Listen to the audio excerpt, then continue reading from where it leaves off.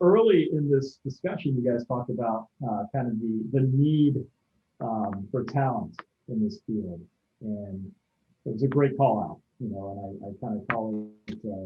I was trying to come up with a new phrase, like maybe a glut gap, right, for cybersecurity talent.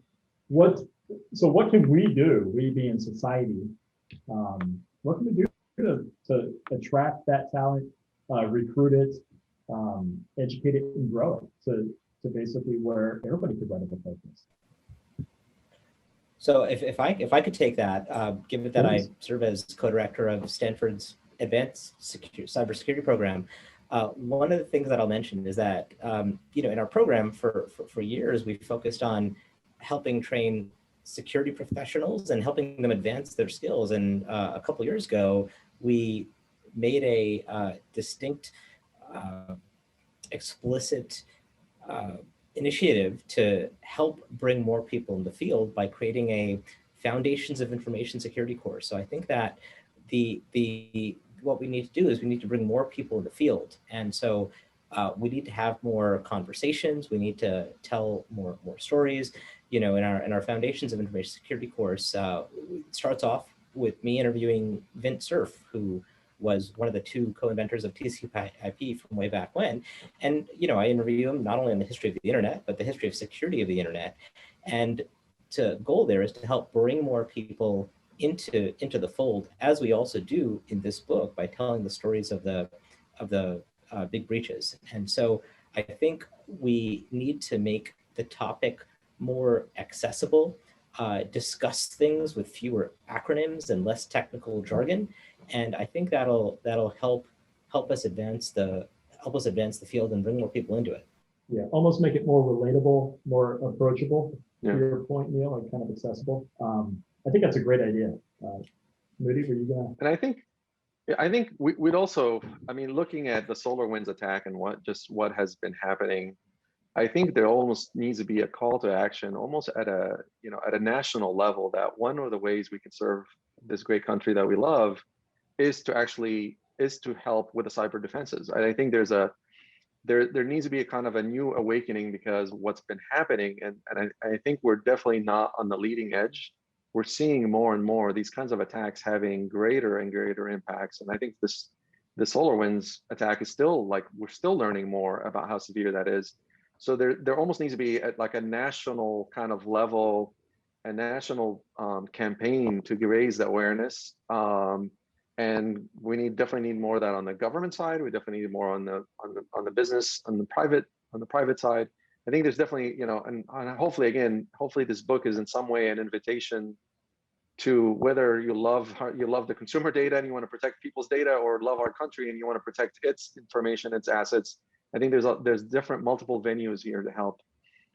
And I think there's multiple levels of collaboration. I think one of the reasons that Moudy and I work so well together, and we fought a whole bunch of battles and executed on a whole bunch of security initiatives together back when we worked together at LifeLock. And I think that collaboration is super important to be able to have the intellectual debates, to have them in a fun, humorous way. What was great about working on the book together is that we were able to do that also when there wasn't kind of as much at stake with regards to just getting some chapters written, right? So that worked well. And I think that kind of collaboration needs to extend way beyond what happens within a company. As Moudy was mentioning, we need to have that level of collaboration between government organizations, between private industry. Moudy mentioned the SolarWinds hack. And I think that was, while there have been many third-party compromises before, there have been many foreign nation state attacks that we talk about in the book. What was novel is that there was one third party that was used to get into so many government organizations.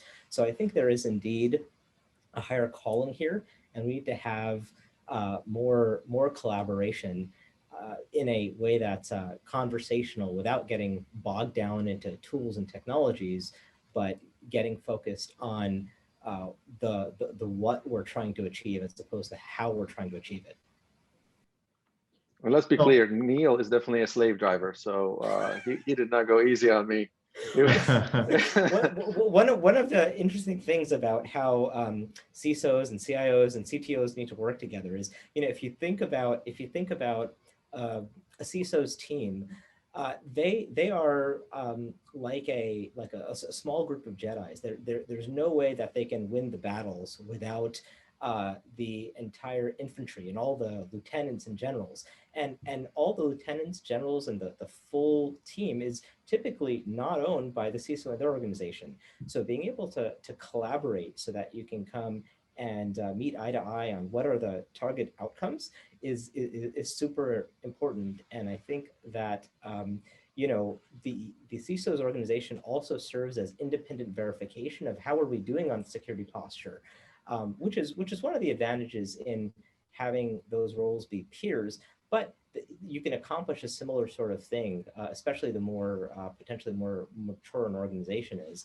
So I'll tell you, while I might have been tough on Moudy, he was, by the way, also pretty tough on me with regards to pushing back. But, well, what are we actually trying to achieve here? I think there's a great point that this should not be about compliance and checking the list. Every CTO, CISO, CIO, they have to comply with PCI and SOX and FedRAMP and all these compliance standards.